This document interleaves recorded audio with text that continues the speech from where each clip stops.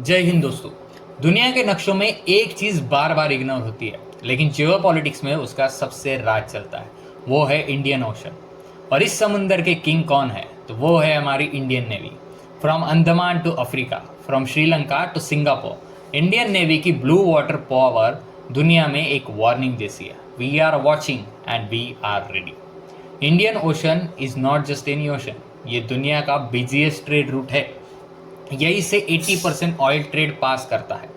1 लाख से ज़्यादा शिप्स हर साल यहाँ से गुजरती है। Port of Dubai, Sri Lanka, Singapore, Africa सब कनेक्टेड है और सब इसी रूट से ट्रैवल करते हैं। और सबसे बड़ी बात, इंडिया एक स्ट्रैटेजिक लोकेशन पर बैठा है, जैसे समुद्र के बीच में एक माइटी लाइट हाउस हो। इंडियन ओशन के अंदर जो भी होता है, इंडिया के रडार के अंदर वो ऑटोमेटिकली ट्रैक होता है। इंडियन नेवी का मोटो है शाम न वरुणहा, may the god of ocean be auspicious on to us. और ये सिर्फ प्रेयर नहीं, एक्शन भी है। 150 से ज़्यादा worship, dozens of submarines, INS Vikrant और आईएनएस विक्रमादित्य जैसे एयरक्राफ्ट कैरियर्स, न्यूक्लियर सबमरीन जैसे INS Arihant, dozens of maritime aircrafts and drones. ये है इंडियन नेवी की lethal combination, power plus precision.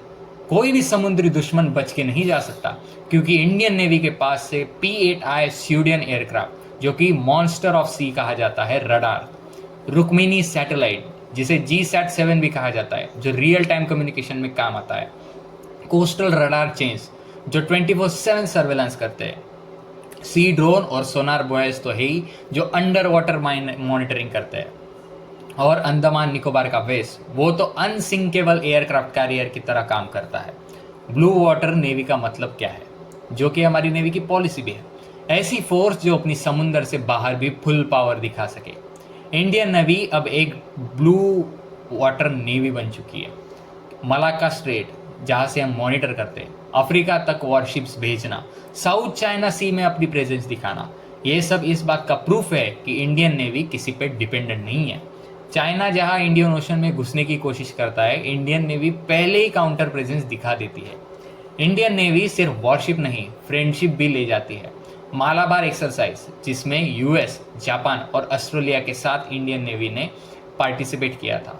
फिर मिलान एक्सरसाइज, जहाँ पे डजन ऑफ कंट्रीज ने पार्टिसिपेट किया था। फिर नेवल ट्रेनिंग मिशन अफ्रीका और एशियन कंट्रीज के साथ। हर साल Indian navy dozens of countries के साथ ड्रिल्स करती है, क्योंकि समुंदर सिर्फ बैटलफील्ड नहीं, डिप्लोमेसी का भी स्टेज है। जहाँ इंडियन फ्लैग वेव करता है, वहाँ ट्रस्ट भी वेव करता है।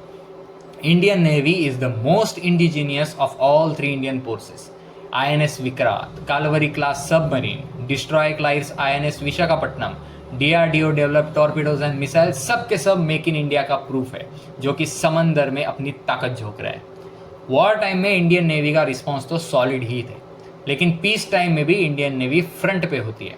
ऑपरेशन राहत, जो हमने यमन देश में चलाया था, जहाँ पे 4000 से भी ज़्यादा इंडियंस को रेस्क्यू किया गया था। Cyclone rescue mission, medical aid to island mission, anti piracy patrols near Somalia, ये सब प्रूफ है कि इंडियन नेवी सिर्फ लड़ाई के लिए नहीं, इंसानियत के लिए भी लड़ती है।